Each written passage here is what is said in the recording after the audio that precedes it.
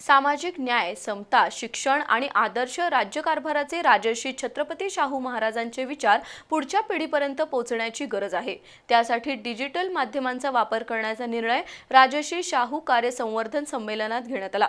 कोल्हापुरातील राजर्षी शाहू सलोखा मंचच्या वतीने रविवारी हे संमेलन पार पडलं।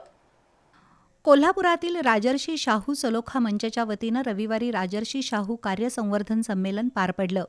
इतिहास संशोधक डॉक्टर रमेश जाधव, प्राचार्य doctor TS Patil, doctor Girish More, प्राध्यापक JK पवार, प्राध्यापक शिवाजी जाधव, डॉक्टर नंदकुमार मोरे, KG पाटील, वसंतराव मुळीक, इंद्रजित सावंत यांच्यासह मान्यवरांच्या उपस्थितीत हे संमेलन झालं।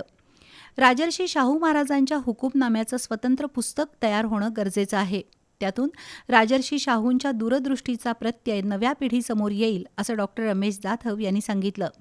तर राजर्षी शाहूंच्या 155व्या जयंती वर्षानिमित्त राज्यव्यापी कार्यक्रमातून शाहू विचारांचा जागर करण्याचं आवाहन डॉक्टर भाऊसाहेब खणे यांनी केलं।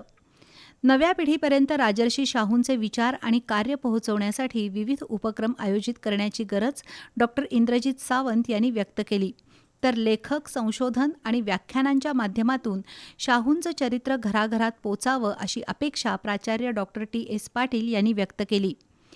नव्या पिढीला पुरोगामी विचारांचं बाळकडू देण्यासाठी डिजिटल प्लॅटफॉर्मचा प्रभावीपणे वापर करण्याची गरज आहे असं डॉक्टर गिरीश मोरे यांनी सांगितलं।